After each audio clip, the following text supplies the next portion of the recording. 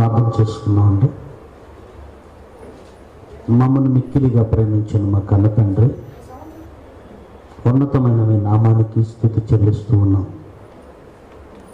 సుదీర్ఘకాలం తర్వాత తిరిగి ఈ నరసరావుపేట ప్రాంతానికి మీ బిడ్డల మధ్యకు నన్ను నడిపించారు. మీ విలువైన మహత్తు గల మీ మాటను మీ పిల్లల మధ్య వివరించుతుండగా నాకు తోడుగా ఉండండి. మనోనేత్రములు వెలిగింపబడిన వారుగా సత్యమును గ్రహించి దాని ప్రకారము బ్రతికి తమ బ్రతుకులను ఉన్నత లోకానికి చేర్చుకునేవారుగా మీ పిల్లలను ఉంచమని యేసుక్రీస్తు వారి పవిత్రమైన నామమున ఈ ప్రార్థన సమర్పిస్తున్నాము తండ్రి. ఆమేన్.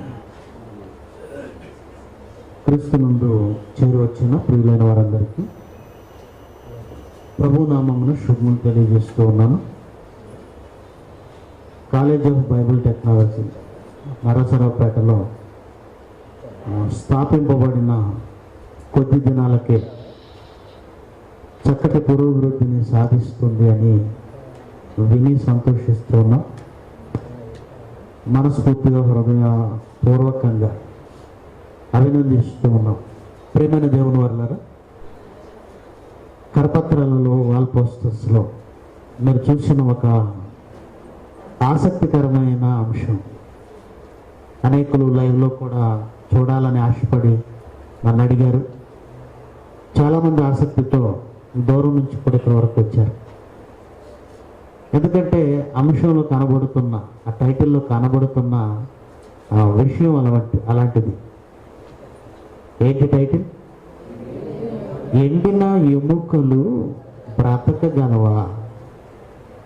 ఎండిన ఎముకలు ఎక్కడ కనిపిస్తూ ఉంటాయి మనకి? ఎండిన ఎముకలు సమాధుల్లో, శ్మశానాలలో అప్పుడప్పుడు ఇలాంటి సంఘటనలు జరుగుతూ ఉంటాయి. ఏ సంఘటనలు అంటే, శవాన్ని తీసుకొని వెళ్ళి 6 అడుగుల గొయ్యి తీస్తారు, 3 అడుగుల వెడల్పుతో. ఈ శవాన్ని పెడదామని శ్మశానంలో ఒక భూభాగాన్ని తవ్వుతుంటే వాళ్ళకి ఆల్రెడీ గతంలో పెట్టిన శవం తాలూకు అవశేషాలు బయటకు వస్తూ ఉంటాయి. చాలామందికి ఇది అనుభవం అయి ఉంటుంది. అంటే ఆ మరుభూమిలో ఆ ప్లేస్లో ఆల్రెడీ అంతకుముందు ఒక ఆవిడ ఎవరినో పెట్టేశారు. దాని తాలూకు ఎముకలే బయటకు వస్తాయి. శవాన్ని పెట్టేటప్పుడు మాంసం ఉంది, చర్మం ఉంది, నరములు ఉన్నాయి, వెంట్రుకలు ఉన్నాయి, కళ్ళు ఉన్నాయి, ముక్కు ఉంది. అవన్నీ పోయిన ఎముకలే ఎందుకు మిగిలాయి అంటే, మన దేహంలో గట్టి భాగం ఏది? ఎముకలు. అవి కొంచెం కొంచెంగా శిథిలమైపోతూ ఉంటాయి. స్లోగా. మెత్తగా ఉన్న మాంసం తొందరగానే శిథిలమవుతుంది. కాస్త గట్టిగా ఉన్నది కొంచెం లేటుగా ఉంటుంది. మన శరీరంలో అన్నింటికంటే గట్టి భాగం ఏది అంటే ఎముకలే గనక అవి మట్టిలో కలిసిపోవడానికి, శిథిలం అవడానికి కాస్తంత టైం పడుతుంది. కొన్ని ఏళ్లే పట్టొచ్చు. మొత్తానికి బయటికి తీసినప్పుడు ఈ ఎముకలలో ఏమాత్రమైన పచ్చి కనబడుతుందంటే కనబడదు, ఎండిపోయి ఉంటుంది. ఎండిపోయింది అంటే దాని అర్థం ఏంటో తెలుసా అండి? జీవం అనేది కొంచెం కూడా లేదు. ఇకపోతే శాస్త్రీయంగా, సైంటిఫికల్గా దీన్ని ఆలోచించగలిగితే ఎముకలలో ఉండేది ఏంటో తెలుసా? ఎముకలలో ఉండే పదార్థం ఏంటో తెలుసా? సున్నం. దాని శాస్త్రీయ నామం ఏమంటారు? Calcium carbonate. అదేంటంటే సున్నం. చాలా సందర్భాల్లో పెద్దవాళ్ళు మాట్లాడుతూ నీకు ఎముకల్లో సున్నం లేకుండా కొడతాండ్రు అంటారు. వాళ్ళు తెలిసి అన్నారు, తెలియక అన్నారు, కానీ ఖచ్చితంగా ఎముకల్లో ఏముంది? ఉన్నది సున్నమే. సున్నం అంటే మరేదో కాదు. అది ఎక్కడి నుంచి వచ్చింది? సున్నం మట్టిలో నుంచి వచ్చింది. మట్టిలో ఒక భాగం, అది ఒక రకమైన మట్టి. అది మనం తయారు చేసుకునే పింగాణి పాత్రలు ఉన్నాయి మనం వాడుకునేవి. అది కూడా ఒకలాంటి మట్టి. చైనాలో దొరికే ముల్తాన్ మట్టి ఏదో అంటారు దాన్ని. పింగాణి పాత్రలకు వాడేటువంటి మట్టి ఒక రకమైన మట్టి. అది అలాగే ఎముకలు ఉన్నాయి, సున్నం. ఈ సున్నం కూడా మట్టిలో ఒకలాంటి భాగం, మట్టిలో ఒక రకం. అంటే ఒక మాటలో చెప్పాలంటే ఎండిన ఎముకలు జీవము లేని మట్టి లాంటివి. ఇవి బ్రతుకగలవా అని ఒక ఆసక్తికరమైన క్వశ్చన్ వేసి సమాజానికి మనం పరిచయం చేశాం. వాళ్ళు అడుగుతున్నాం, ఆలోచింప చేస్తున్నాం. బైబిల్ ఓపెన్ యూనివర్సిటీ ఇండియా ఇంటర్నేషనల్లో తప్ప ప్రశ్నలు ఎక్కడ కనబడవండి. ప్రశ్న అనేది మనిషిని ఆలోచింపజేస్తుంది. అలా ఆలోచించాలని, ఆసక్తి రేపాలని ప్రశ్న వేయడం జరుగుతుంది. ఈ ప్రశ్న అనేది ఇప్పటిది కాదండి, చాలా తరాల నుంచి ఉంది. ఎండిన ఎముకలు అంటే చచ్చిపోయిన వారి శవం అని అర్థం. ఆ శవంలో మిగిలింది చివరికి ఎముకలే. ఈ ప్రశ్న తరతరాల నుంచి ఉంది, ఇప్పటిది కాదు. ఎప్పటి నుంచి ఉంది అంటే ఒకసారి బైబిల్లోనికి వెళ్ళగలిగితే యోబు గ్రంథం 14వ అధ్యాయం, యోబు గ్రంథం 14వ అధ్యాయము 10వ వచనం నుంచి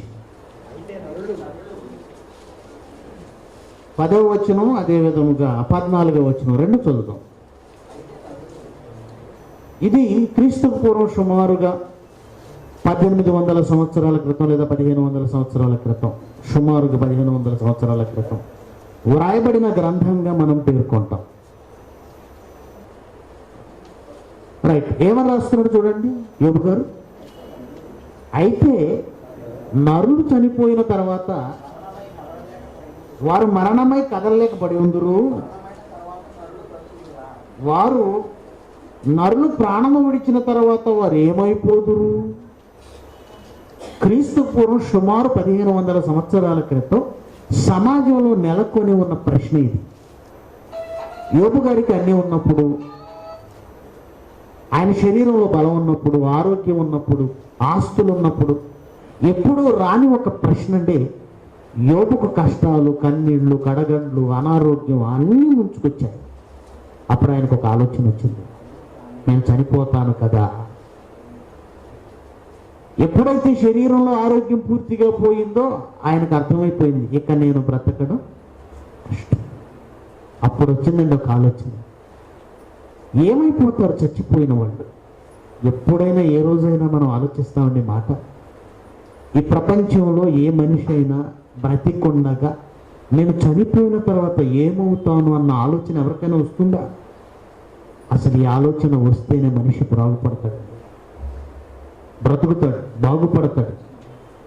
కానీ ఆరోగ్యం ఉన్నంత వరకు మనకి ప్రశ్న రాదండి.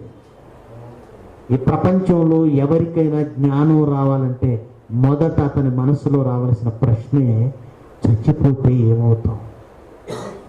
ఆ ప్రశ్న ఎప్పుడు వస్తుంది? ఆరోగ్యంగా ఉంటే రాదండి. అనారోగ్యం వస్తేనే, రోగం వస్తేనే ఆ ప్రశ్న వస్తుంది. అందుకే దేవుడు ఇదే గ్రంథంలో చెప్పాడు, సామెతల గ్రంథంలో చెప్పాడు, వ్యాధి చేత మంచమెక్కుట వలన అన్నాడు. ఒకని ఎముకలలో ఎడతెగని నొప్పులు కలుగుట వలన వాడికి ఏమొస్తుందట? సామెతల గ్రంథం, క్షమించండి, యోబు గ్రంథం 33వ అధ్యాయము 19వ వచనం. యోబు గ్రంథం 33వ అధ్యాయము 19వ వచనం. వ్యాధి చేత మంచమెక్కుట వలన, ఒకని ఎముకలలో ఎడతెగని నొప్పులు కలుగుట వలన వాడికి జ్ఞానం వస్తుంది. శిక్షణము అంటే ట్రైనింగ్. జ్ఞానం వస్తుంది, జ్ఞానం వస్తుంది. వాడికి ఎప్పుడు జ్ఞానం వస్తుందంటే మంచం ఎక్కాలట వ్యాధి చేత, ఎడతెగని నొప్పులు రావాలట, అప్పుడు జ్ఞానము, అప్పుడు ఆలోచన. యోబు గారికి కూడా శరీరం అంతా కుళ్ళిపోతుంది, ఇక తాను చావుకు దగ్గర పడుతున్నాను, నీ శరీరం శిథిలమైపోతుందని ఆలోచించిన యోబు గారు తన మనసులోని అంతరాలలో ఒక ప్రశ్న ఆయన వేధిస్తుంది. ఏంటా ప్రశ్న? నరులు చనిపోయిన తర్వాత వారు ఏమైపోతారు ప్రాణం విడిచిన తర్వాత? ఇక 14వ వచనం చూడండి ఏమంటున్నాడు. 14వ వచనం, యోబు గ్రంథము 14వ అధ్యాయము 14వ వచనం. యోబు గ్రంథము 14వ అధ్యాయము 14వ వచనం. మరణమైన తరువాత నరులు బ్రతుకుదురా? అసలు ఆ ఆలోచన ఎలా వచ్చిందండి? చచ్చిపోయి మట్టిలోకి వెళ్ళిపోతున్న వారు బ్రతుకుతారేమో అన్న ఒక ఆలోచన వచ్చిందంటే చాలా గ్రేట్ అండి. దేన్ని చూసి వచ్చి ఉండొచ్చు? అసలు ఎందుకు వచ్చి ఉండొచ్చు? మరణం తర్వాత బ్రతుకుతామని అసలు ఆలోచన ఎలా ప్రారంభమై ఉండొచ్చు? మీరు ఆలోచించండి. మొట్టమొదట ఈ ప్రపంచంలో జరిగిన మరణం ఎవరిదో తెలుసా? ఒక నీతిమంతుడిది, హేబెల్. మొట్టమొదటి భూమి మీద చనిపోయింది హేబెల్.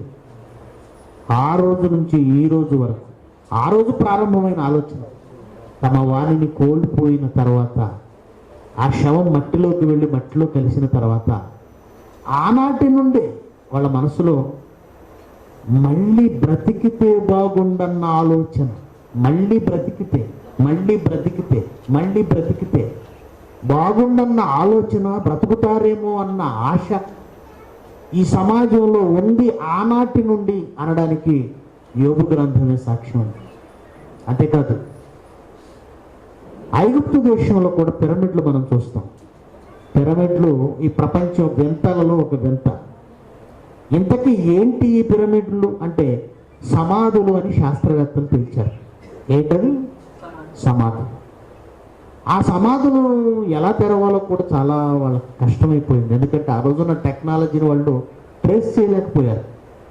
ఇటీవల కాలంలో ఒక పిరమిడ్ దానికయ్యేదే శిథిలం అవడం వలన దాన్ని ఓపెన్ చేయగలిగారు. ఓపెన్ చేస్తే చూస్తే లోపల శవము ఇప్పటికీ కాస్త చెక్కు చెదరకుండా, ఆ రూపం అయితే అలాగ ఉండిపోయి కాస్త ఎండిపోయినట్లున్నా ఆ రూపం అయితే అలాగే కనబడుతున్నట్లుగా మమ్మీలు అన్నారు వాటిని. ఈజిప్ట్ మమ్మీలు.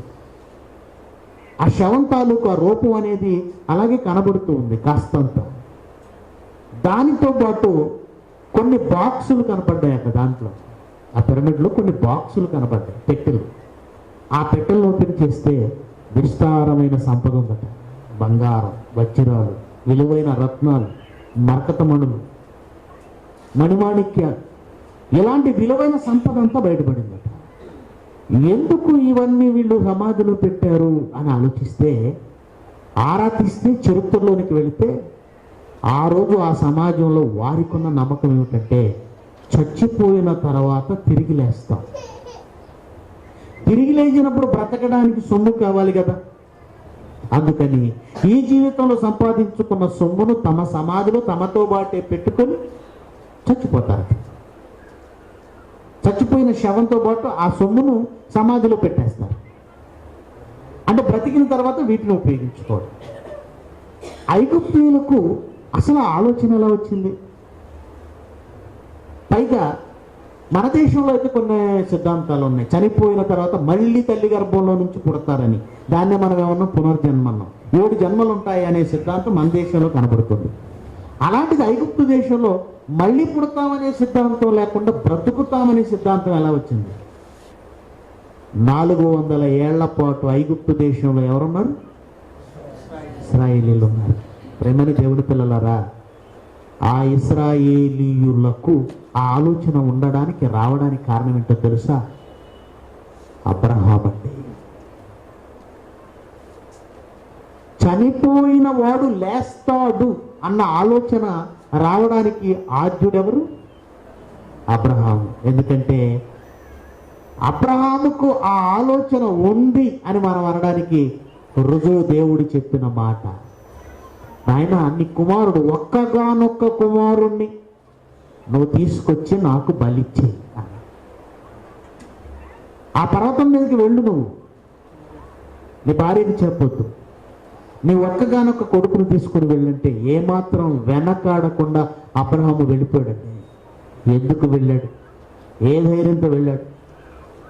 100 ఏళ్ల వయసులో పుట్టిన ఒక్కగానొక్క కొడుకుని చంపేయడానికి ఎందుకు సిద్ధపడ్డాడు?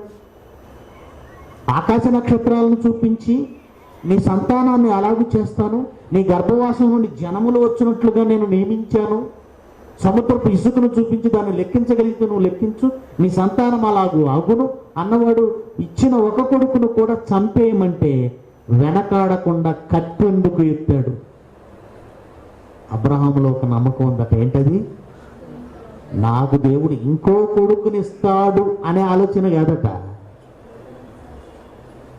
యాకోబు పత్రిక హెబ్రీ పత్రికలో చూద్దాం. హెబ్రీ పత్రిక 11వ అధ్యాయం 19వ వచనం. హెబ్రీ పత్రిక 11వ అధ్యాయము 19వ వచనం. ఇస్సాకు వలనైనది నీ సంతానమనబడును అని ఎవనితో చెప్పబడినో ఆ అబ్రహాము మృతులను సైతము లేపుటకు దేవుడు శక్తిమంతుడు. విశ్వాసులకు తండ్రి అని ఎందుకు అన్నారో తెలుసా అండి? విశ్వాసులకు తండ్రిని దేవుడు అబ్రహాముకి ఎందుకు పెట్టాడు తెలుసా పేరు? అబ్రహాము వన్ని చారిత్రక ఘట్టాలండి అబ్రహాం ఆలోచనలన్నీ. ఎవరికి పరిజ్ఞానం లేనప్పుడు ఈ భూమికి పునాదులు లేవని ఆలోచించిన వాడు అబ్రహామే. ఎవరికి పరిజ్ఞానం లేనప్పుడు దేవుడికి ఇలాంటి ఈ భూమి మీద ఉన్న ఆకారాలు ఉండవు, ఆయనకు ఉన్నతుడనే ఆలోచన కలిగినది అబ్రహాముకే. ఎవరికి ఆలోచన లేనప్పుడు దేవుడు మరణించిన వ్యక్తిని తిరిగి లేపుతాడన్న గొప్ప జ్ఞానం కలిగిన వాడు, ఆలోచన కలిగిన వాడు అబ్రహామే. ఎలా కలిగిందంటే విశ్వాసం చేత ఆలోచించుకున్నాడు. నీ కుమారుని నీ సంతానమును అభివృద్ధి చేస్తానన్న దేవుడు ఎందుకు చంపుతాడు? ఒకవేళ చంపినా ఇంకో కొడుకును పుట్టిస్తే దేవుడు మాట తప్పినట్టు అవుతాడు. ఎవరి ద్వారా రావాలి? ఇస్సాకు వలనైనది అంటే దేవుడు తన మాటను నెరవేరుస్తాడు గనక ఇప్పుడు చంపినా తిరిగి అదే కొడుకుని లేపుతాడు. అప్పుడే ఇస్సాకు వలనైనది నీ సంతానం అనబడుతుందన్న దేవుని మాట నెరవేరుతుంది గనక ఖచ్చితంగా దేవుడు ఇస్సాకుని చంపినా ఏం చేస్తాడు? అదండి అబ్రహాము నమ్మకం. అక్కడ ప్రారంభమైన అబ్రహాము విశ్వాసం ఇజ్రాయేలీలోనికి వచ్చింది. ఆ ఇజ్రాయేలీలో 400 ఏళ్ళు ఎక్కడున్నారు? ఐగుప్తు దేశంలో. వాళ్ళ ఆలోచనలే అక్కడ ఎవరికి వచ్చేసాయి? ఐగుప్తులకు వచ్చాయి. వాళ్ళు మేము లేస్తాం అన్నారు. పిల్లగా అలాగూ బైబిల్ ప్రారంభంలోనే మరణించిన వారు లేస్తారనే ఒక ఆలోచన అబ్రహాము ద్వారా ప్రపంచ ప్రజలలో కలిగించింది దేవుని మాట. అయితే అది ఎలా జరుగుతుందో మాట అయితే చెప్పాడు దేవుడు. దానికి రుజువులేంటి, ఆధారాలేంటి, ఇవేవి తెలియదండి. కానీ దేవుడు బైబిల్ను రాయించుతున్న ప్రతిసారి ప్రతి గ్రంథంలో కూడా దీని గురించే మాట్లాడాడు. చివరికి పరిపూర్ణతలోనికి తీసుకొచ్చిన క్రొత్త నిబంధనల్లో కూడా దేవుడు దీన్ని మర్చిపోలేదు, ఖచ్చితంగా రాయించాడు. ఏమని చూడండి, కొరింథీయులకు రాసిన మొదటి పత్రిక మనం చదివిన మాట. కొరింథీయులకు రాసిన మొదటి పత్రిక 15వ అధ్యాయము 34 నుంచి చదువుదాం. 33 కూడా చదువుదాం. ముందు మాట కూడా. మోసపోకుడి, దుష్ట సాంగత్యము మంచి నడవడిని చెరుపును, నీతి ప్రవర్తన గలవారై మేల్కొని పాపం చేయకండి. దేవుని గూర్చిన జ్ఞానము కొందరికి లేదు. వాళ్ళంతా ఏం చెప్పుకుంటున్నారంటే రేపు తిందుము, రేపు చనిపోదుము కనుక, రేపు చచ్చిపోదుము కనుక ఈరోజు తిందుము. 32 రేపు తిందము, ఈరోజు తిందాము, రేపు చచ్చిపోతాం కనుక ఈరోజు తిందాము, తాగుదాము. ఎందుకంటే ఆ రోజు కొరింథీ పట్టణానికి పౌలు గారు ప్రకటించాడు, మరణించిన తర్వాత జీవితం ఉందని ప్రకటిస్తుంటే కొందరు పునరుత్థానం గతించిందని ప్రకటిస్తున్నారట. పునరుత్థానం లేదు, అయిపోయిందంటున్నారట. చచ్చిపోయిన తర్వాత తిరిగి లేవమంటున్నారట. పౌలు మళ్ళీ పునరుత్థానం గురించి ప్రస్తావించి మాట్లాడుతూ 35లో ఇప్పుడు ఏమంటున్నాడు? యేసుక్రీస్తు వచ్చి కూడా చెప్పాడు, పౌలు వచ్చి చెప్పాడు, మరణించిన వారు తిరిగి లేస్తారన్నాడు. అయితే ఒకడికి డౌట్ వచ్చిందట. ఏం డౌట్? మృతులు ఎలా లేస్తారు? మృతులు ఎలా లేస్తారు? వారు ఎట్టి శరీరంతో వస్తారు. క్వశ్చన్ చూసే కంప్లీట్గా వెళ్ళాలంటే మృతులు ఎలా లేస్తారు అంటే కంప్లీట్ కాలేదు అక్కడ క్వశ్చన్. ఇంకో క్వశ్చన్ ఉంది అక్కడ, కనెక్షన్. ఏంటది? మృతులు ఎలా లేస్తారనే క్వశ్చన్ రావడానికి కింద కారణం ఏంటంటే లేవాలంటే శరీరం ఉండాలి కదా, అదనమాట క్వశ్చన్. వారు ఎట్టి శరీరంతో వస్తారు? లేవాలంటే శరీరం ఉండాలి కదా. ఎందుకంటే వాళ్ళ శరీరాలు మట్టిలో శవాలుగా పెట్టబడి ఆల్రెడీ ఏమైపోయాయి? శిథిలమైపోయాయి, కొలాప్స్ అయిపోయాయి, మట్టిలో కలిసిపోయాయి. చివరికి మిగిలిందేంటి? ఎండిన ఎముకలు. అదే మన టైటిల్. పైగా ఈ పునరుద్ధానం అనేది ఎప్పుడు జరుగుతుందని మనం మాట్లాడుతున్నాం. ఎప్పుడు జరుగుతుంది అనుకుంటున్నామండి? 1 కొరింథీ 15:20 చూడండి, 19-20. ఇప్పుడైతే నిద్రించిన వారిలో ప్రథమ ఫలముగా క్రీస్తు మృతుల్లో నుంచి లేపబడి ఉన్నాడు. మనుషుని ద్వారా మరణము వచ్చెను గనక మనుషుని ద్వారానే మృతుల పునరుత్థానము కలిగెను. ఆదామునందు అందరూ ఎలాగ మృతి పొందుతున్నారో అలాగుననే క్రీస్తునందు అందరూ బ్రతికింపబడుదురు. ప్రతివాడు తమ తమ వరుసలోనే బ్రతికింపబడుదురు. ప్రథమ ఫలము క్రీస్తు. తర్వాత క్రీస్తు వచ్చినప్పుడు తర్వాత అంటే మనం మాట్లాడుకుంటున్న సెకండ్ కమింగ్, రెండవ రాకడ, యుగాంతం అయిపోతుంది అంటున్నామే. అప్పుడు యేసుక్రీస్తు మరలా వస్తాడంటున్నామే. అప్పుడు ఈ శవములన్నీ లేస్తాయని బైబిల్ చెబుతుంది. చనిపోయిన వారు లేస్తారని బైబిల్ చెబుతుంది. చనిపోయిన వారు లేస్తారు. రెండవ రాకడలో డౌట్ వచ్చిందట ఒకనికి. ఇప్పటికీ మా ఇప్పుడు మేము పెట్టిన శవాలకు ఎముకలే మిగిలాయి. యేసు ప్రభు రెండవ రాకడంటే ఆ ఎముకలు ఉంటాయో అవి కూడా కనబడకుండా పోతాయో, అవి ఉంటాయో అవి కూడా కనబడకుండా పోతాయో ఎవరికి తెలుసు? అవి కూడా కనబడకుండా పోతాయి. కొన్నాళ్ళు అయితే ఏమవుతుంది? అది కూడా నెమ్మదిగా ఏమవుతుంది? కొంచెం బాగా చీకిపోయిన ఎముకలు అనగానే ఏమైపోతుంది? పొడైపోతుంది, రాలిపోతుంది, అంటే మొత్తం మట్టి అయిపోతుంది. ఏమండి, చచ్చిపోయిన వాళ్ళని లేపుతారు అంటున్నారు, శరీరం వస్తుంది అంటున్నారు. ఈ శరీరం ఎలా వస్తుందండి? మట్టి అయిపోయింది కదా, ఎలా వస్తుంది? ఎండిపోయింది కదా, ఎలా వస్తుంది? మనం ఏమంటాం వెంటనే? యేసు ప్రభు చనిపోయిన వాళ్ళని చాలా మందిని లేపలేదా? లేపాడు. యైరు కుమార్తెను లేపాడు. చనిపోయిన రోజే లేపాడు. శరీరం ఇంకా పూర్తిగా కొల్లడం అనేది జరగలేదు. ఓకే. ఆ తర్వాత నాయన అనేటువంటి ఊరిలో విధవరాలు కుమారుడిని పాడే ముట్టి లేపాడా లేదా? లేపాడు. చనిపోయింది కూడా ఆ రోజు, లేదంటే ఆ ముందటి రోజు అయి ఉంటుంది. శరీరం పూర్తిగా కుళ్ళిపోలేదు, ఉంది, శరీరం ఉంది, శవం ఉంది, బాడీ ఉంది. అలాగే మరి యేసుక్రీస్తు కూడా చనిపోయి తిరిగి లేచాడు. బాడీ ఉందా లేదా? 3 రోజులు కుళ్ళిపోయిందా? నీ పరిశుద్ధిని కుళ్ళు పట్టనీయవు అన్నాడంటే యేసు ప్రభు బాడీ కూడా ఏమవ్వలేదు. ఇక లాజరు గురించి మాట్లాడుకుంటే 4 రోజులు సమాధిలో ఉన్నాడు. అప్పుడప్పుడు కొంచెం కొలాప్స్ అవడానికి సిద్ధపడుతుంది. కానీ శవం అయితే ఉందిగా, బాడీ ఆకారం అయితే ఉందిగా, లేపాడు. బాగుంది. శరీరము, శవము, ఆకారము, బాడీ ఏదో ఉంది కాబట్టి లేపాడు అంటున్నాం, బాగుంది. కానీ రెండవ రాకడలో ఏమీ లేనప్పుడు ఇదే శరీరంతో వస్తారని మనం ఎలా చెబుతాం? ఆ శరీరం ఎక్కడుంది? ఎండిన ఎముకలు ఎలా వస్తాయి? ఇది ప్రపంచంలో అనేకులకు ఉన్న ప్రశ్న. కానీ బ్రతకాలని అందరికీ ఉందండి. ఈరోజు టెక్నాలజీ పెరిగిపోయింది, మీకు తెలుసు కదా. అలెన్ సింక్లైర్ అనేవాడు కొన్ని సంవత్సరాల క్రితం, ఒక 20-30 ఏళ్ళ క్రితం ఒక ఆలోచన చేశాడటండి. అలెన్ సింక్లైర్ అని వాడట, మేము మీ శరీరాలు, మేము డెడ్ బాడీ మీరు మరణించిన తర్వాత మాకు ఇవ్వండి, 100 సంవత్సరాల్లో మేము మీ శవాలను తిరిగి ప్రాణం పోసి మిమ్మల్ని బ్రతికిస్తాం. అప్పటి వరకు మేము డీప్ ఫ్రిడ్జ్లో ఉంచుతాం, సుగంధ ద్రవ్యాలు పోస్తాం, బాడీకి బ్రతికిస్తాం అని ప్రకటన చేసి ఒక ప్రాజెక్టు ప్రారంభించాడు అలెన్ సింక్లైర్ అనేవాడు. చాలామంది కొన్ని లక్షల రూపాయలు దానికి కట్టి అందులో జాయిన్ అవుతున్నారంటే బ్రతకాలని ఒక ఆలోచన వచ్చింది. రెండోది ఏమిటంటే, ఈరోజు శాస్త్రం డెవలప్ అవుతుంటే నెమ్మదిగా మనుషులకు కూడా మేము బ్రతుకుతామేమో అన్న ఒక నమ్మకం కలుగుతుంది.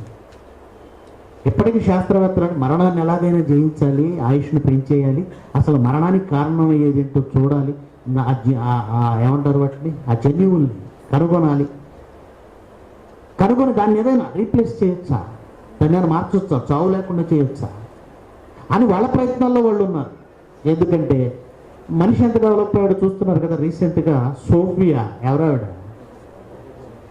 రోబోట్, హాంకాంగ్ దేశంలో ఏమండి ఒక హాన్సాన్ అనేటువంటి వ్యక్తి రూపకల్పనది. ఒక రోబోట్ మనిషిలా మాట్లాడుతుంది లేడీ.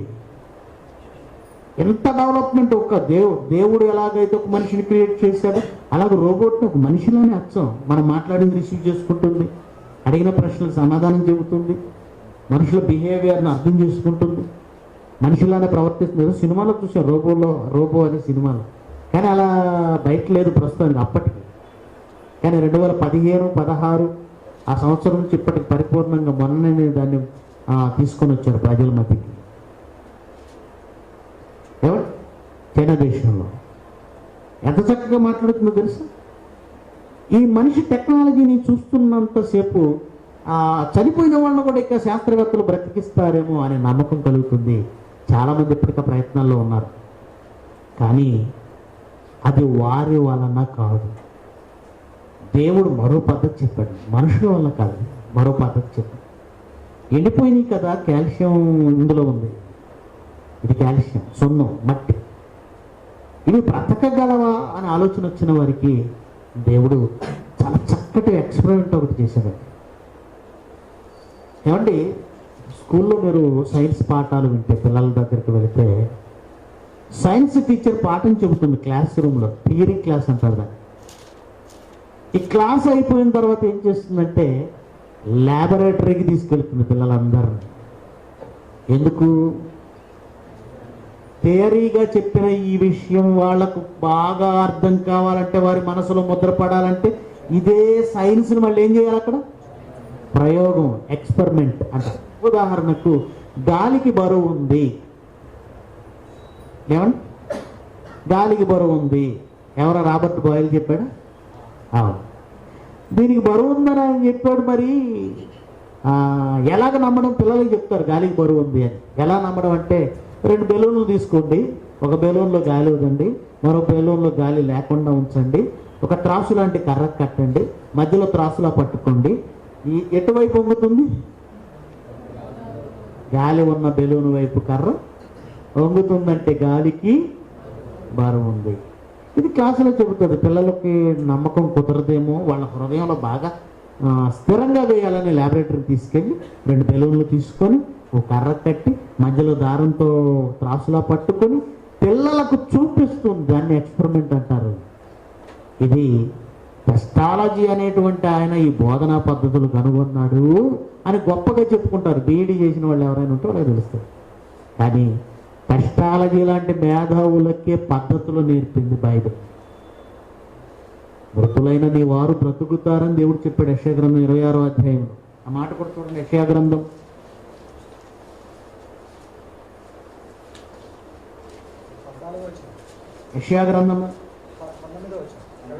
26వ అధ్యాయము 19వ వచనం. మృతులైన నీ వారు బ్రతుకుదురు, నా వారి శవములు సజీవములగును. మృతులైన నీ వారు బ్రతుకుతారు, నా వారి శవములు సజీవములగును అని. శవములు లేస్తాయా? మంటిలో పడి ఉన్న వారులారా మేల్కొని ప్రోత్సహించండి. ఈ మాటలు చెబుతున్నారు, కానీ ప్రజలకు స్థిరమైనది మనసులో వేయాలని దేవుడు అనుకున్నాడండి. అనుకొని యెహెజ్కేలును ఒకసారి ప్రయోగశాలకు తీసుకెళ్ళాడు. యెహెజ్కేలు గ్రంథం 37వ అధ్యాయము 1వ వచనం నుంచి జాగ్రత్తగా చదవండి. యెహెజ్కేలు గ్రంథం 37వ అధ్యాయము 1వ వచనం నుంచి. యెహోవా హస్తం నా మీదికి వచ్చింది, నేను ఆత్మవశుడనై ఉండగా యెహోవా నన్ను తోడుకొని పోయి ఎముకలతో నిండి ఉన్న ఒక లోయలో దించాడట.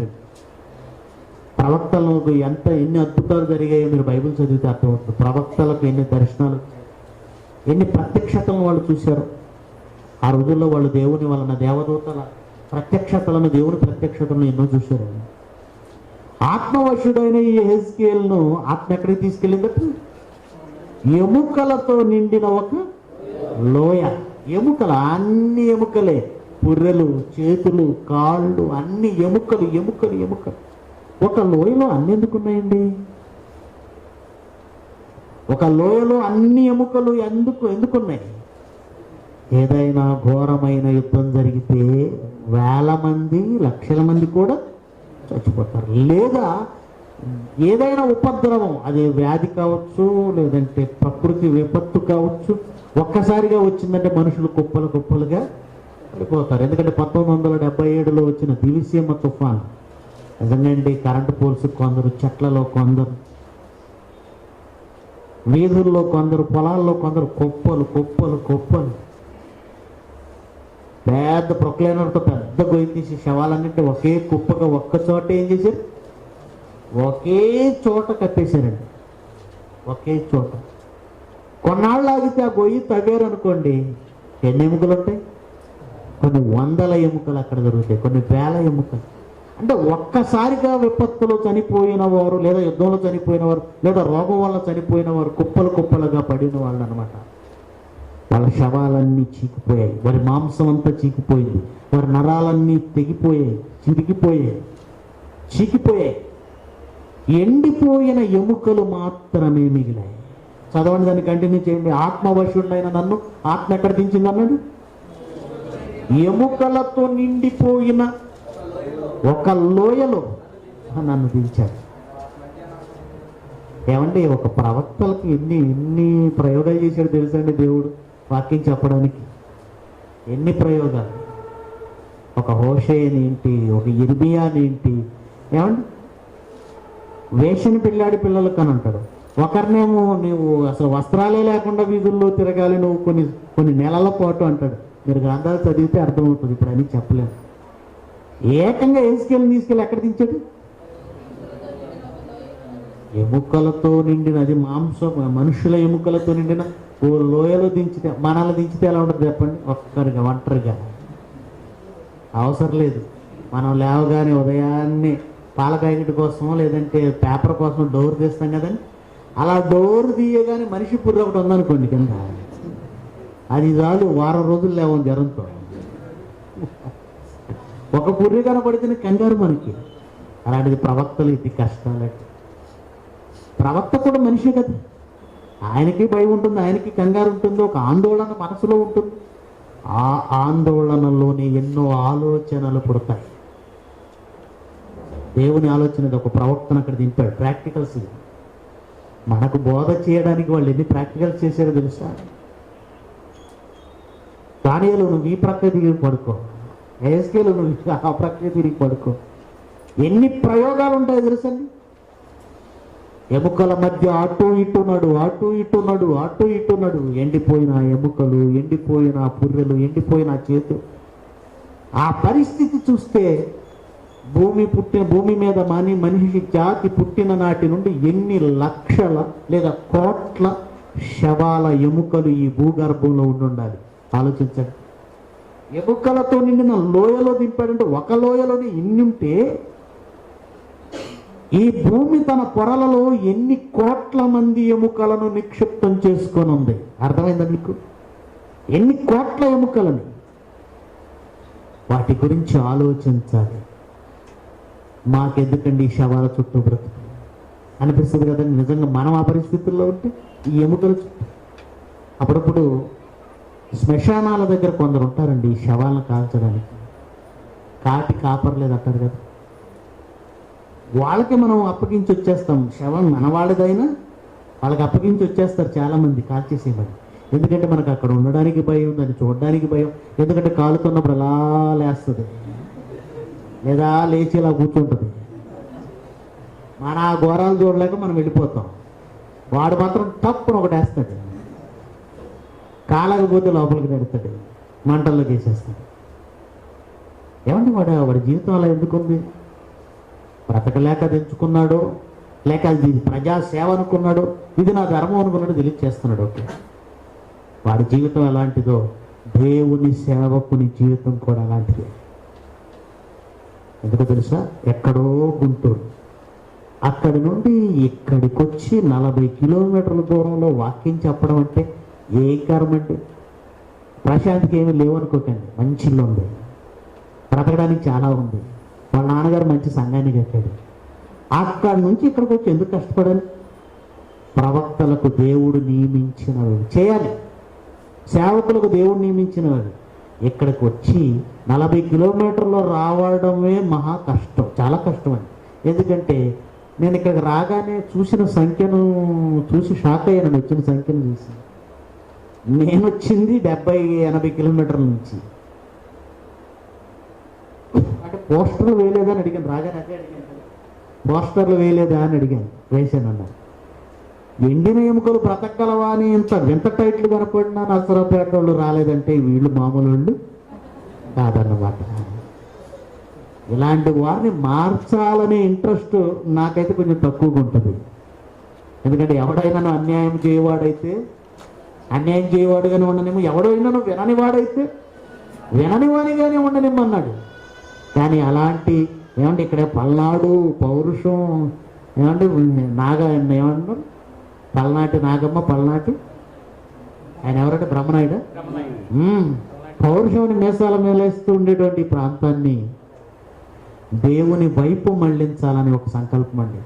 చిన్న కార్యక్రమం పెట్టుకోలేదండి వీళ్ళు.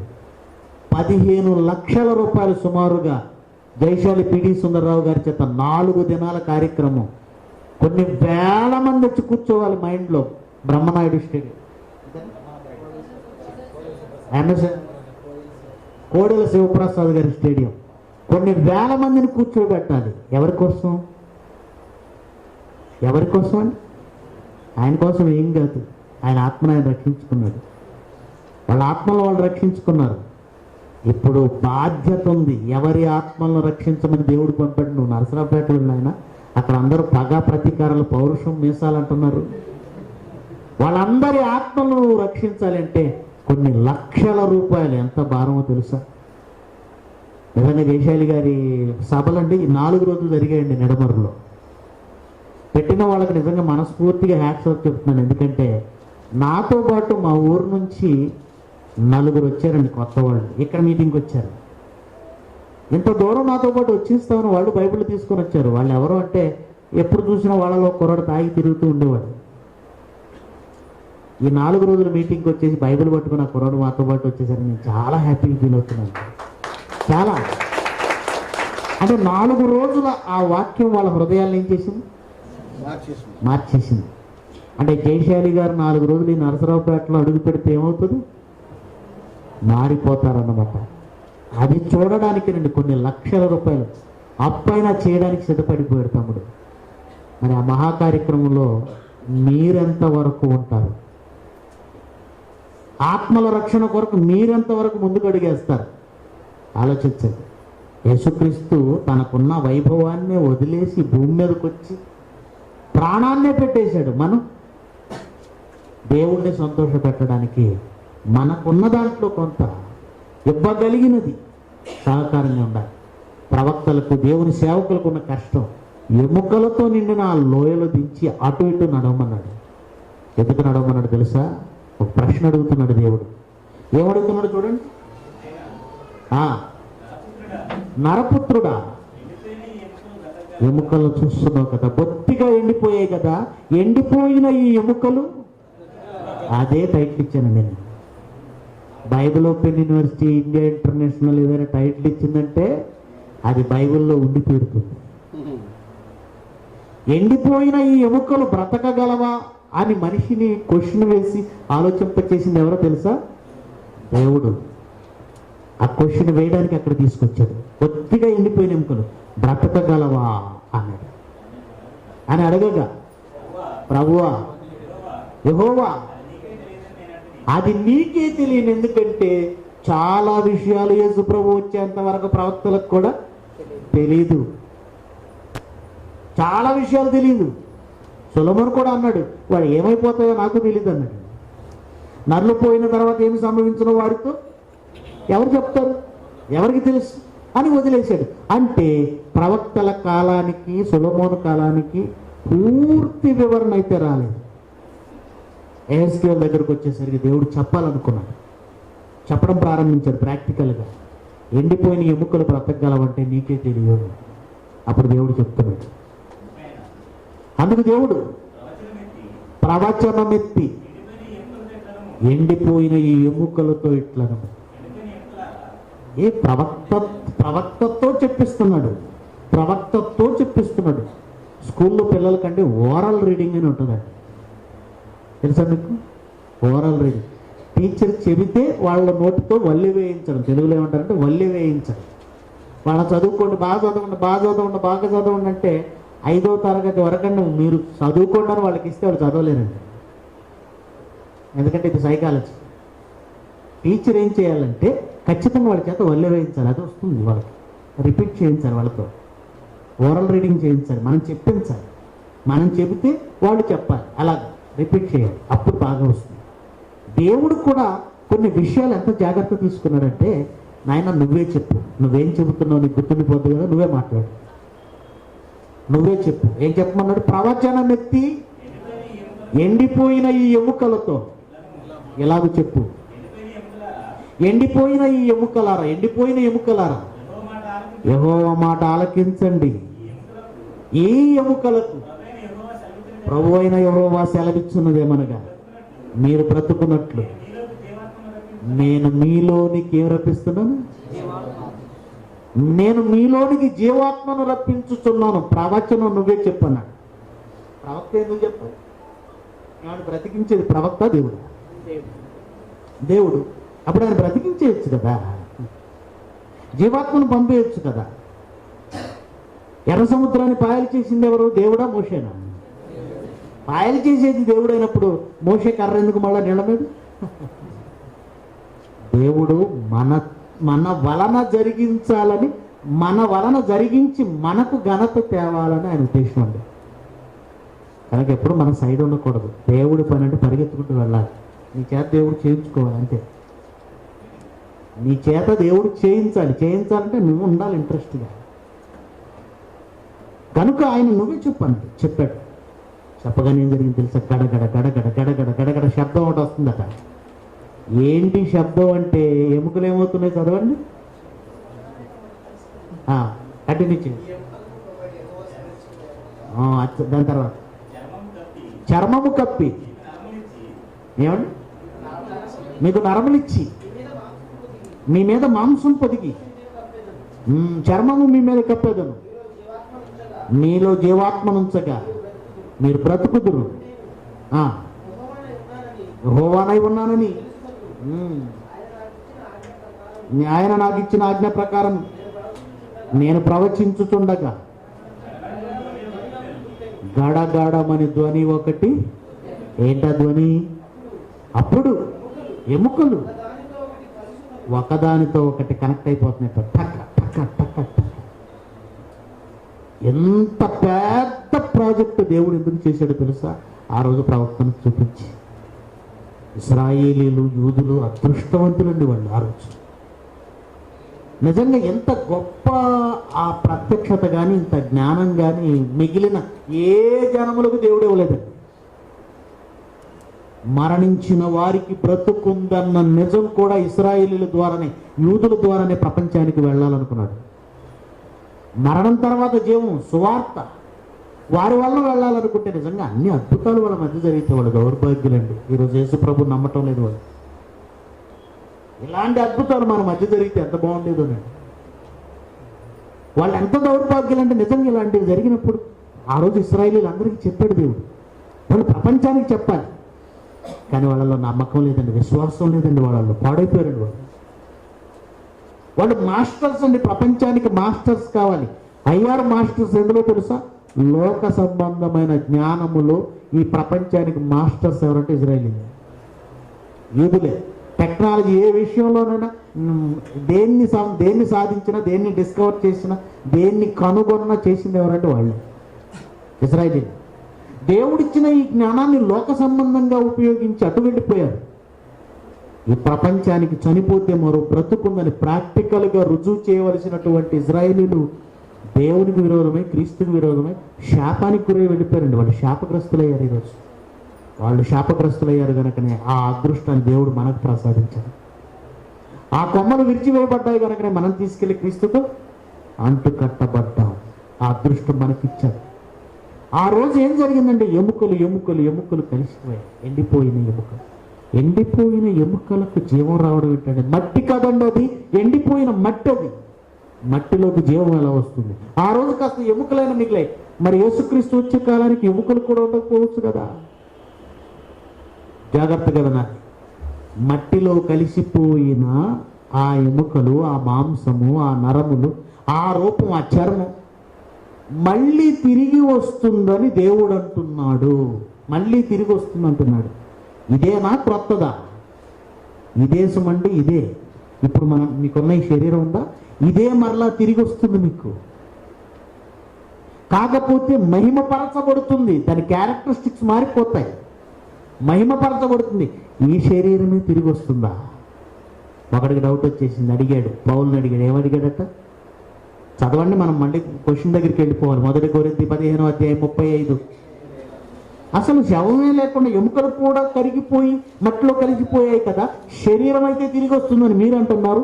ఎలా వస్తుంది? వారు ఎట్టి శరీరంతో వస్తారు. ఒకడు అడుగుతాడు. ఈరోజు సమాజాన్ని మనం కూడా ప్రశ్నిస్తున్నాం. ఎందుకంటే సమాధానం తెలియక కాదు. ఈరోజు మనం సమాధానం చెప్పడానికి ఎండిన ఎముకలు ఆలోచిద్దాం. నిజమే కదా. ఆ రోజు యేసుప్రభు లేపాడు అంటే యయీరు కుమార్తె 12 ఏళ్ల ఆ పసిబిడ్డ శరీరం ఉంది, అక్కడ శవం ఉంది. అలాగే నాయన ఊరిలో ఉన్నటువంటి ఆ విధవరాలి కుమారుడు, అలాగే లాజరు, ఆకారాలు ఉన్నాయి. మరి యేసుక్రీస్తు వచ్చేటప్పటికి మనం ఇప్పుడు మట్టిలో పెడితే అసలు ఆకారమే ఉండదు కదా, ఎలా వస్తుంది? అదే కదా ప్రశ్న. ప్రియులరా, మన శరీరాలు ఉన్నాయే, ఇవి ఎక్కడికి పోవండి. దీని నిర్మాణం గురించి కాస్తంత మనం అవగాహన తెచ్చుకుంటే మన శరీరాలు ఎక్కడికి పోలేదని మనకు అర్థమవుతుంది. ముందు మనం ఈ శరీరం యొక్క నిర్మాణం గురించి కొంత అవగాహన చేసుకోవాలి. ఎలా అవగాహన చేసుకోవాలి? ఇది ఎలా కట్టబడింది? ఇది ఎలా కట్టబడిందంటే కణములతో నిర్మించబడింది. కణములు అంటే మీకు అర్థం కాకపోవచ్చు. మీరు కూర్చునే బిల్డింగ్ ఉందా? ఈ గోడలను ఒక్కసారి ఆలోచించండి. గోడలు పైకి చూడడానికి మంచి రంగు ఉంది, కింద చూస్తే డిజైన్తో టైల్స్ ఉన్నాయి. కానీ ఈ గోడ లోపల ఏమున్నాయి తెలుసా? ఇటుకలు. ఈ గోడలు ఏమున్నాయి? ఒక్కొక్క ఇటుక పేరిస్తేనే కదా ఇంత గోడ, ఇంత ఆకారం వచ్చింది. ఇటుకలు పేరిస్తే గోడ వచ్చింది. మీకు అర్థమైతే దేవుడు కణములను పేరిస్తే ఈ రూపం వచ్చింది. కణములు ఒకదాని మీద ఒకటి. అయితే ఈ కణములు ఉన్నాయే మన ఇటుకలు అంత పెద్దవి కావు. ఎంత చిన్నవి అంటే మీరు కొత్తగా ఫ్యాన్ కొన్నారనుకోండి, తలతలలాడుతూ ఉంటుంది. ఒక్క 4 రోజులు ఆగిన తర్వాత ఆ తలతలలాడుతున్న ఫ్యాన్ను కొంచెం ఇలా అనండి, వేలు ఆ రెక్కని తీసి చూస్తే ఏమొస్తుంది? చూసినప్పుడు కంటికి కనబడని ఆ దుమ్ము చేతితో ఇలా రాస్తే ఏమవుతుంది? చేతికి వస్తుంది, కొంచెం తగ్గుతుంది, కనబడుతుంది.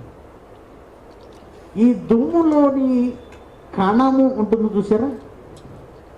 ఆ కణాన్ని, దుమ్ము కణాన్ని ఒకదానిని 1,00,000 భాగాలు చేయగలిగితే ఎంత చిన్నగా ఉంటుందో మన కణాలు అంత చిన్నగా ఉంటుంది. దేవుడు తల్లి గర్భంలో ఏం చేశాడంటే ఫ్యాను రెక్కల మీద మొదటి రోజు కొద్దిగా పడింది దుమ్ము, 2వ రోజు కొద్దిగా పడింది, 3వ రోజు కొద్దిగా పడింది, 4వ రోజు కొద్దిగా పడింది, కనపడదు. 5, 6, 7, 8, 10, 15, 30, అప్పుడు కాస్తంత చిన్న పొర. ఆ చిన్న పొర ఏర్పడడానికి కొన్ని లక్షల కోట్ల దుమ్ము కణాలు ఏమయ్యాయి? దాన్ని అలాగే వదిలేయండి. 2 నెలలు, 3 నెలలు, 4 నెలలు, 6 నెలలు దాటిన తర్వాత 1 మిల్లీమీటర్ మందంలో పొర. దేవుడి తల్లి గర్భంలో దేవుడు చేసిన పని కూడా అయితే దుమ్ము కణముల వంటి ఆ కణాలని తల్లి గర్భంలో కొన్ని కోట్లను అలా 9 నెలల పాటు పేర్చాడు. ఆ దుమ్ము కణాలు ఒక్కోదాన్ని ఒక కిటికీ, ఒక ఇటుకలో మీరు ఆలోచించాలి. తల్లి గర్భంలో ఒక ముద్దలాగా ఒక్కటి చేయబడిన ఈ కణాలనండి మట్టిలో మనం పెట్టేస్తాం శవంగా. ఎప్పుడైతే మట్టిలో పెట్టామో అది పగిలిపోవడం ప్రారంభిస్తుంది, విడిపోవడం ప్రారంభిస్తుంది. ఒక గోడను మీరు పడగొట్టి ఒక్కొక్క ఇటుకను వేరు చేస్తే ఎలా ఉంటుందో, మట్టిలో మన దేహం పెట్టబడగానే ఒక్కొక్క ఇటుక విడిపోయినట్లుగా ఒక్కొక్క కణం ఏమవుతుంది? విడిపోయి ఎక్కడ ఉంటుందో తెలుసా? ఎక్కడ ఉంటుంది? మట్టిలోనే ఉంటుంది, ఎక్కడికి పోదు. మట్టిలో ఎలా ఉంటుంది? మట్టిగానే ఉంటుంది. ఎందుకంటే ఒకనాడు ఈ దేహం ఏంటి? మట్టి. ఒకనాడు ఈ దేహం ఏంటి? మట్టి. మీరు ఎంత స్నానం చేసినా, ఎన్ని విలువైన కాస్ట్లీ సబ్బులు వాడినా ఈ బాడీ నుంచి ఏమొస్తుందో తెలుసా? మట్టి. నిపుణుల అంచనా ఏమిటంటే, మీరు బెడ్ మీద పడుకుంటారు కదా, ఓ 2 రోజులు పడుకున్న తర్వాత మాసిపోతుంది చూసారా, నల్లగా కొంచెం రంగు మారిపోయి మాసిపోతుంది. ఆ మాసిపోయింది మనమేమనుకుంటాం, నడుస్తున్నప్పుడు కాళ్ళ మట్టి ఏదో అయ్యింది, పాదాల మట్టి అయింది అనుకుంటాం. కాదు, మనం బయట కింద నడిచి వచ్చి ఏదో పడుకుంటాం, కాస్త ఇంట్లో ఉన్న మట్టి కావచ్చు, దుమ్ము కావచ్చు, కాళ్ళ దుమ్ము అంటుంది అనుకుంటున్నాం. కాదట, మన బాడీయే, ఆ బాడీకి ఉన్నటువంటి కణాలు రాలిపోతే అది దుమ్ములా పట్టేస్తుందట. అంటే మన బాడీ కణాలు రాలితే ఏంటది? మట్టి. అది అంటే మట్టి కణములే ఈ బాడీలో ఉంటే అవి మనం మట్టిలో పెట్టినప్పుడు తిరిగి మట్టితో పాటు కలిసిపోయి మట్టిలో సురక్షితంగా అక్కడే సేఫ్టీగా ఉంటాయి. అక్కడే సురక్షితం. ఈ సందర్భంలో దేవుడు మాట్లాడిన మోషే గారి చేత చేయించిన ప్రార్థన ఒకసారి జ్ఞాపకం చేసుకోండి. కీర్తనల గ్రంథం 90వ అధ్యాయం 3వ వచనం. మంటికి మారుస్తున్నావు అన్నాడు. మారుస్తున్నావు, ఆ పదాన్ని మీరు ఆలోచించగలిగితే బైబిల్లో ఏ పదాన్ని వదిలేయకూడదు. ఒక్కొక్క పదాన్ని ఆలోచిస్తే అందులో అద్భుతమైన జ్ఞానం బయటకు వస్తుంది. మంటికి మార్చుతున్నావు అన్నాడు. మార్చడం అంటే జాగ్రత్తగా వినాలి.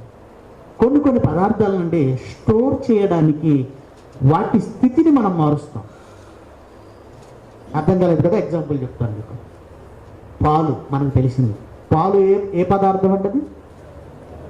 ద్రవ పదార్థం. ఓకే. పాలను నిల్వ చేయాలనుకున్న కొన్ని కంపెనీలు పాలను నిల్వ చేయడానికి ఏం చేస్తాయి? పొడిగా మారుస్తాయా? దాన్ని మనం ఏమంటాం? Milk powder. పాలుగా నిలవ ఉండని ఇవి పాల పొడిగా మారిస్తే ఏమవుతుంది? నిలవ ఉంటుందా? నిలవ ఉండదా? అలాగే టమోటాను అలాగే ఉంచారనుకోండి, 2వ రోజుకి 3వ రోజుకి ఏమవుతుంది? దీనిని సాస్గా మార్చారనుకోండి, ఏమవుతుంది? అంటే కొన్నిటిని నిల్వ చేయాలంటే వాటికి ఉన్న స్థితిని మార్చాలా? మారిస్తే నిల్వ ఉంటాయా? దేవుడు చేస్తున్నది కూడా అదే. ఈ బాడీని ఇలా ఉంచితే నిల్వ ఉండదట. ఏం చేయాలట? మార్చాలి. దాని స్టేట్, దాని స్థితిని మార్చాలి. మట్టిలోకి మారుస్తున్నాడు. మట్టి అయితే అలా ఉండిపోద్ది. మట్టిలో నుంచి తీసిన దీనిని, దాని స్థితిని మార్చాడు, బాడీ అయింది. ఇప్పుడు మళ్ళీ యథాస్థితిలోనికి మట్టిలోకి తీసుకొచ్చాడు. మట్టిలోనికి మార్చాడు. అందుకే ఏం రాశాడు? నీవు మనిషిని మంటికి మార్చుతున్నావు. అంటే వండర్ఫుల్ అండి. ఏం బైబిల్ అండి ఇది! శాస్త్రానికి అందరి బైబిల్ ఇది. నిజంగా జయశాలి గారి హ్యాట్స్ ఆఫ్ చెప్పాలండి. ఇవన్నీ ఈరోజు మాకు అర్థమవుతున్నాయంటే ఆ మహనీయుడు ఉండటం వల్లే. ఎంత జ్ఞానం ఈరోజు చదువుకుంటూ వెళుతుంటే ఆయన చెప్పిన పాఠాలు ఎన్నో బుర్రలో ఉండవని ఎన్నో విషయాలు బయటకు వచ్చేస్తున్నాయి, ఓపెన్ అయిపోతున్నాయి. ఏమన్నా ఒక నీరు ఉంది. నీరు 3 స్థితుల్లో ఉంటుంది. ఒకటి ద్రవ రూపం, రెండవది ఘన రూపం, మంచుగా అయిపోతుంది, గడ్డ, ఐస్ గడ్డ. దానినే వేడి చేస్తే ఎవాపరేట్ అవుతుంది, ఆవిరి రూపం. అంటే ఒకే పదార్థం 3 స్థితుల్లో ఉంటుందా? కనిపించే స్థితులు 2 అయితే కనిపించని స్థితి. అలాగే దేవుడు ఈ శరీరం ఎక్కడికో వెళ్ళిపోతుంది అనకండి, మన కంటికి కనిపించని ఒక స్థితిలోనికి మార్చి, మట్టిలోనికి మార్చి, ఆ మట్టిలోనే ఏం చేశాడో తెలుసా? దేవుడు భద్రపరచాడు. యేసుక్రీస్తు 2వసారి వచ్చినప్పుడు జరిగేది ఏంటో తెలుసా? నీ బాడీ, నా బాడీ, అందరి బాడీ మట్టికి మార్చి ఆ మట్టిలోనే అలా ఉంచాడు, నిక్షిప్తం చేశాడు, భద్రపరిచాడు. ఒక ఫ్రిడ్జ్లో మనం వస్తువులు ఎలా భద్రపరుస్తాం? ఫ్రిడ్జ్ ఎక్కడి నుంచి తయారు చేశారు? ఫ్రిడ్జ్కు వాడినటువంటి పదార్థాలు, ఐరన్ కానీ, ఫైబర్ కానీ, కోల్ కానీ, మిగతా మెటీరియల్ కానీ టోటల్ మట్టి నుండి వచ్చినవే. మట్టి నుంచి వచ్చిన ఒక ఫ్రిడ్జ్ మీ పదార్థాన్ని నిల్వ చేస్తుందా? నిల్వ చేయదా? పాలు నిల్వ చేస్తుంది, కూరలు నిల్వ చేస్తుంది, ఏమంటే పెరుగు నిల్వ చేస్తుంది, కాయగూరలు నిల్వ చేస్తుంది. మట్టిలో నుంచి తీసిన కొన్ని పదార్థాలతో చేసిన ఈ ఫ్రిడ్జ్కి నిల్వ చేసే గుణం ఉంటే ఈ నేలకు, ఈ మట్టికి ఇది అతిపెద్ద ఫ్రిడ్జ్ అండి. ఈరోజు మనుషులుగా, ఈరోజు ఏమంటే జంతువులుగా, ఈరోజు మొక్కలుగా, ఈరోజు మహావృక్షాలుగా కనబడుతున్నవన్నీ ఒకనాడు మట్టిలో నిక్షిప్తం చేయబడినవి, మర్చిపోవద్దు. మట్టిలో ఉన్నవే. నేల మొలిపించుగాక అన్నాడా, ఇంకేమైనా చేశాడు దేవుడు వృక్షాలను? నేల మొలిపించంటే నేలకు పవర్ ఉందా? జంతువులు, చతుష్పాద జంతువులు భూమి నుండి పుట్టుగాక అన్నాడా లేదా? అంటే భూమి పుట్టించగలదా? ఈ నేల జీవం కలిగింది. సైన్స్ ఆఫ్ నాలెడ్జ్ అండి. జీవులు, నిర్జీవులు అని రెండు వర్గాలు చేసి, జంతువులు, వృక్షాలు జీవులు, నేల, రాయి, మట్టి నిర్జీవులు అన్నట్టు. మట్టి నిర్జీవమైతే నిర్జీవమైన దాంట్లో జీవం ఎలా వచ్చింది? వెర్రిబాగులు. మట్టి జీవం కలిగింది. మట్టి బ్రతికిస్తుంది, మట్టి లేపుతుంది, మట్టి పుట్టిస్తుంది. ఆ మట్టే మన దేహాలను ఏం చేస్తుంది? తనలోకి మార్చుకొని నిక్షిప్తం చేస్తుంది. అది మట్టి అయినా నీరైనా, అది మట్టి అయినా నీరైనా. యేసుక్రీస్తు రెండవసారి వచ్చినప్పుడు ఏం చేస్తాడు తెలుసా? తన మాట శక్తితో పిలుస్తాడండి. యోహాను సువార్త 5వ అధ్యాయం 28. యోహాను సువార్త 5వ అధ్యాయం 28. దీనికి ఆశ్చర్యపడకండి, ఒక కాలము వచ్చుచున్నది. ఏమండి? ఆ కాలమున ఏమండి? సమాధులలో ఉన్న వారందరూ ఆయన శబ్దము విని, సమాధుల్లో ఉన్న వారందరూ, ఒక కాలం రాబోతుంది, దీనికి ఆశ్చర్యపడకండి అన్నాడు. దీనికి ఆశ్చర్యపడకండి. ఆయన శబ్దం, ఆయన మాట సమాధులలో నిక్షిప్తం చేయబడిన వారి ఆకారాలన్నీ ఆయన మాటతో మళ్ళీ ఏమవుతాయి తెలుసా? ఒకనాడు తల్లి గర్భంలో ఎలాగైతే కణములన్నింటినీ ఒకే చోట చేర్చి ఆకారం చేశాడో, ఆ కణాలే ఇప్పుడు మట్టిలో నిద్రపోతున్నాయి. అవే ఆకారానికి చెందిన ఇటుకల వంటి ఆ కణాలను తన మాట శక్తితో మళ్ళీ ఏం చేస్తాడు? ఒక్కటి చేస్తాడు. చేయలేడా? చేయలేడా? ఆదామును ఒక్కసారి ఆలోచించండి. ఒకనాడు ఆ మట్టిలో ఆదాము శరీరం ఉందా? పెట్టాడు అంతకుముందు? అప్పుడు లేనప్పుడే ఆ మట్టి నుండి ఆదాము దేహాన్ని తీస్తే ఇప్పుడు మన దేహాన్ని మట్టిగా మార్చి పెట్టాడా? పెట్టలేదా? లేనప్పుడే ఆదాము శరీరాన్ని తీసిన దేవుడు ఆల్రెడీ ఉన్న మన శరీరాలు మళ్ళీ బయటికి తీయడం కష్టమా? ఇదేదో జరగందైనట్టు, ఇదేదో పెద్ద వింత అయినట్టు. ఎండిన ఎముకలు బ్రతకగలవంటే ఎందుకు బ్రతకలేవు? ఒకప్పుడు ఆ ఎముకలు లేనప్పుడే దాని నుంచి, మట్టి నుంచి ఎముకలు చేసిన వాడు ఆల్రెడీ నువ్వు ఎముకగా లోపల పెట్టావుగా, మాంసముగా ముద్దగా లోపల పెట్టావుగా, శరీరముగా లోపల పెట్టావుగా. దాన్ని మట్టిలోనికి మార్చాడు. మట్టిగా మార్చి ఆ మట్టిలోని నిక్షిప్తం చేసిన దేవుడు ఆయన శబ్దంతో మళ్ళీ ఏం చేస్తాడు? ఆ మాట వినగానే ఆ కణాలన్నీ అలా అతుక్కుంటాయి. ఈ ఆకారం మళ్ళీ వస్తుంది. సినిమా కథ కాదండి. విశ్వసిస్తే నీ కళ్ళారా చూడబోయే వాస్తవం, యథార్థం.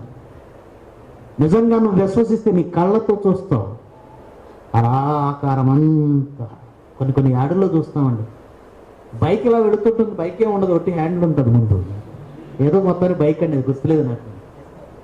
ఆ తర్వాత వీల్స్ వస్తాయి, ఆ తర్వాత ఏమన్నా వెనకాల వీల్ వస్తుంది. ఇవన్నీ టక్ టక్ టక్ కంప్యూటర్ గ్రాఫిక్స్ అనేది వచ్చి అతుక్కుని చివరికి ఫైనల్గా బైక్ అవుతుంది. ఆ టైపులో నీ బాడీ అలా ఆ రోజు మేక్ అయిపోతూ ఉంటుంది. దీనికి ఆశ్చర్యపడకండి, ఒక కాలం వస్తున్నది. సమాధుల్లో ఉన్న వారంతా లేవాలి. మట్టిలో ఉన్నా పర్వాలేదు, నీళ్ళల్లో ఉన్నా పర్వాలేదు, ఆకాశంలో పేలిపోయినా పర్వాలేదు, రోడ్డు మీద చక్రాల కింద నలిగిపోయి నీ శరీరం మట్టిలోకి వెళ్లకుండా ఏమన్నా రోడ్డు మీద అతుక్కుపోయినా పర్వాలేదు. ఎక్కడ ఉంది? పంచభూతాల్లోనే కదా ఉంది. నేల మీద ఉన్నా, నీటిలో ఉన్నా, లేదా ఆకాశంలో పేలిపోయినా పంచభూతాల్లోనే కలిసి ఉంది. యేసుక్రీస్తు మాట వినగానే ఏం జరుగుతుందో చూడండి. ప్రకటన గ్రంథము 20వ అధ్యాయము 13వ వచనం. ప్రకటన గ్రంథం 20వ అధ్యాయం 13. సముద్రము తనలో ఉన్న మృతులను, సముద్రం ఆ రోజు ఏం చేస్తుందట? ఇదిగో ఈ వెధవులు ఓడ మీద వచ్చి నాలోనే చచ్చిపోయారు, ఈ శవాలన్నీ ఇక్కడే అదిగొదుగు ఆ ఫరో సైనికులంతా ఇక్కడే నాలబోయారు. ఈ శవాలన్నీ ఇక్కడే ఉన్నాయి ప్రభువా, ఇవిగో. సముద్రము తనలో ఉన్న మృతులను అప్పగిస్తుంది, భూమి తనలో ఉన్న మృతులను అప్పగిస్తుంది, గాలి తనలో ఉన్న మృతులను, అగ్ని తనలో ఉన్న మృతులను. ఏ పదార్థంలో నీ దేహం కలిసిపోయినా, హైందవ సోదరులు ఏం చేస్తారు, కొంతమంది తగలబెట్టేసి ఆ బూడిద తీసుకొచ్చి ఎక్కడ పోస్తారు, నీటిలో. ఆ నీటిలో ఉన్న ఈ బూడిదంతా తిరిగి మరలా ఎక్కడ చేరుతుంది, నేలకే కదా. కనుక ఎక్కడ కలిసిపోయినా అవి తమలో ఉన్న మృతులను యేసుప్రభుకి ఏం చేస్తాయి, అప్పగిస్తాయి. ఆ రోజు విచిత్రం ఏంటో చెప్పనా, మనం అనుకుంటాం ఆయన వారు లేస్తారు అనగానే ఆయన వారు మాత్రమే లేస్తారు అనుకుంటున్నాం. ఒక చోట చదివి ఆయన వారు మొదట లేస్తారు, ఆ తర్వాత అందరు లేస్తారండి. అయితే మనము క్రీస్తుని నమ్మి దేవుని కొరకు బ్రతికి నీతిమంతులుగా ఉంటే మహిమ శరీరమును ధరించి, అక్షయ శరీరం వేరు, మహిమ శరీరం వేరు. బాగా ఈ రెండింటి తేడా ఉంది. అక్షయము అంటే నాశనం కానిది, మహిమ శరీరం అంటే పరలోకానికి సిద్ధపరచబడింది, మహిమలోకానికి వెళ్ళడానికి సిద్ధపరచబడేది మహిమ శరీరం. మహిమ శరీరము క్రీస్తునందు బ్రతికిన వారికే వస్తుంది. మిగిలిన వాళ్ళు లేస్తారు, వాళ్ళకి అక్షయ శరీరం వస్తుంది. కానీ ఈ నాశనం కాని శరీరంతో వాళ్ళు శాశ్వతంగా ఎక్కడికి వెళ్ళాలో తెలుసా, నరకానికి వెళ్ళిపోవాలి, అగాధంలోకి వెళ్ళిపోవాలి. వాళ్ళ దేహాలు వెళ్ళిపోవాలి, దేహంతో కలిసి వెళ్ళిపోవాలి. అక్కడ వాళ్ళ శరీరం కాలదు, కానీ ఆ అగ్ని వలన, మంట వలన కేకలు, బాధ ఉంటుంది, ఏడుపును వండుకుంటుంది. మరి అది తగలబడిపోయి కరిగిపోవటం ఉండదా, కరిగిపోదు. అంటే వాళ్ళకి ఏమొచ్చింది, అక్షయ శరీరమే వచ్చింది. కానీ మహిమ శరీరం అంటే పరలోకానికి సిద్ధపరచబడింది. ఎన్ని ఎముకలు బ్రతుకుతాయా, ఎందుకు బ్రతుకుంటే, ఎన్ని రుజువులు, ఎన్ని ఆధారాలు. కనుక మన కళ్ళ ముందు పెట్టాడు. అదే పౌలు గారు చెప్పాడు, గింజ చచ్చిపోతేనే కదా బ్రతుకుతుందన్నమాట. మా ఊరి ప్రక్కన ఎర్రబాలెం అని ఉందండి, అదే సచివాలయానికి వెళ్ళే రూట్ అది. ఎర్రబాలెం తర్వాత కృష్ణాయపాలెం తర్వాత వెంకటపాలెం, ఆ తర్వాత మందడం, ఆ పక్కనే సచివాలయం మల్కాపురం, ఆ రాయపూర్. ఎక్కువగా ఈ బీర తోటలు వేస్తారండి వాళ్ళు. మా ప్రక్కన ఉన్న ఎర్రబాలెం అనేటువంటి ప్రాంతంలో బీరకాయలు వేస్తారు తోటలు. ఇప్పటికీ వెళ్ళండి, ఇప్పుడు తగ్గిందనుకోండి. నా చిన్నప్పుడు నేను ఇంటర్మీడియట్ చదివి ఆ టైంలో మా ఫ్రెండ్స్ ఇంటికి వెళ్ళినప్పుడు అండి, ఎవరింటికి వెళ్ళినా ఆ పైన దూలాలకు బీరకాయలు ఎండగట్టేవాళ్ళండి. కాయలు కనపడుతూ ఉంటాయి. ఎందుకని అడిగానండి, విత్తనం బాగా ఎండిపోవాలి. పచ్చి విత్తనాన్ని తీసుకెళ్ళి నేలలో పెడితే ఏమవుతుంది, బ్రతుకుతుందా? విత్తనం బాగా ఎండిపోవాలి. ఎండిపోవడం అంటే పూర్తిగా జీవం పోద్ది కదా, చచ్చిపోద్ది కదా. అవును, విత్తనం పూర్తిగా చచ్చిపోతేనే తిరిగి బ్రతుకుతుంది.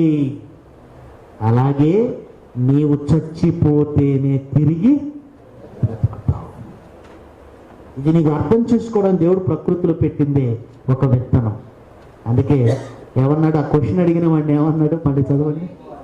1 కొరింథీ 15:35.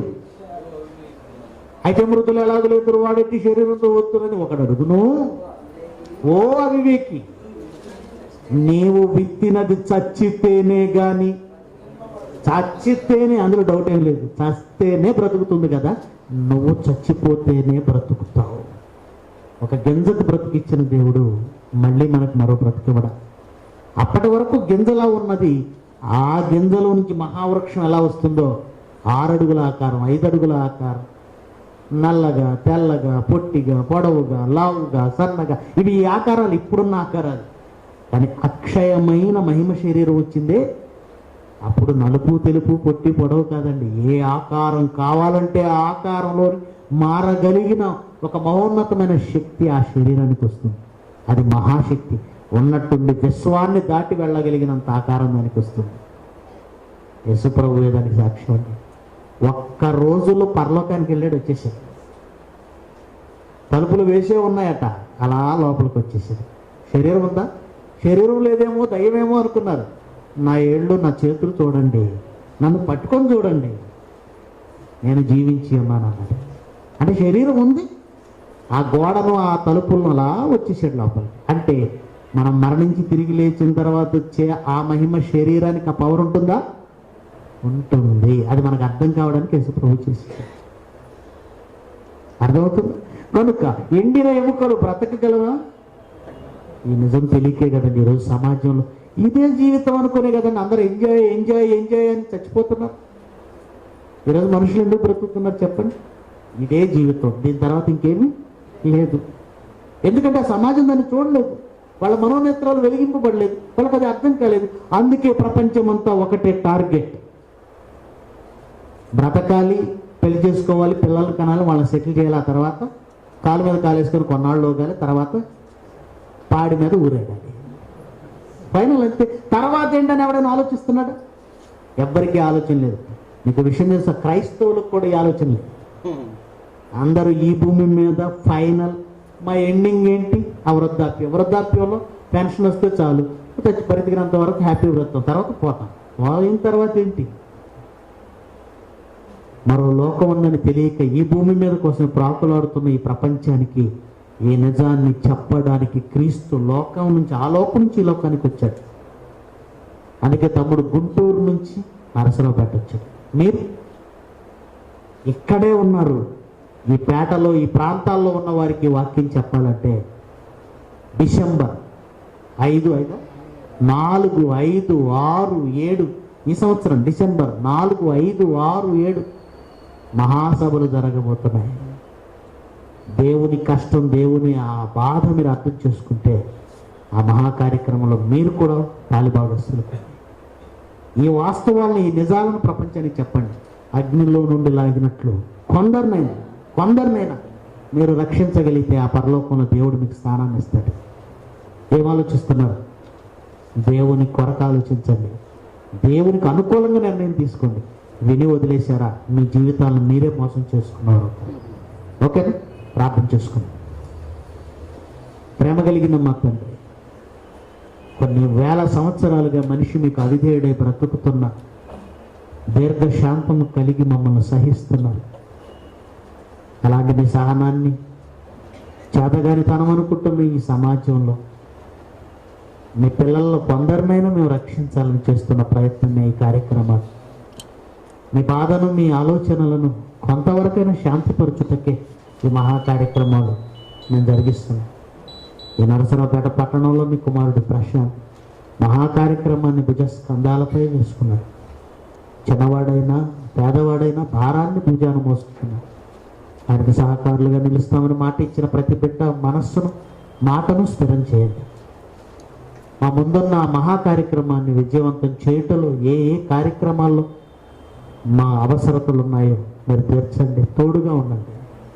చెరువచ్చిన ప్రతి బిడ్డ కూడా తన వంతు బాధ్యతను గుర్తెరిగి రాబోయే మహాజీవితానికి, మహాలోకానికి, రాబో కాలానికి మంచి పునాది వేసుకొనగలుగునట్లుగా దీవించమని అర్థిస్తూ, మీ కుమారుడు ఇంత మంచి వాక్యంతో మమ్మల్ని మీ కొరకు నిలబెట్టాడు. ఇంత మంచి వాక్యంతో మమ్మల్ని మీ కొరకు పనివారుగా నియమించాడు. మీ కుమారుడు జయశాలి గారిని జ్ఞాపకం చేసుకోండి, ఆయురారోగ్యాలతో దీవించండి. సమస్త మీ చేతులకు అప్పగించుకుంటూ కూడి వచ్చిన ప్రతి బిడ్డను దీవించమని, మరి చెల్లి మనోరంజనిని జ్ఞాపకం చేసుకుని, ఆయన కుటుంబాన్ని జ్ఞాపకం చేసుకొని దీవించండి. ప్రశాంత్ వాళ్ళ నాన్నగారిని, వారి సంఘాన్ని జ్ఞాపకం చేసుకోండి. అలాగేనైనా జీవన జీవితాలను, అలాగే సంఘ పెద్దలను, సంఘస్థులను ప్రతి ఒక్కరిని మీ చేతికి అప్పగిస్తూ యేసుక్రీస్తు వారి ప్రశస్తమైన నామమున ఈ మనవి అడిగి వేడుకొనుచున్నాము తండ్రి. ఆమేన్. మీ అందరికీ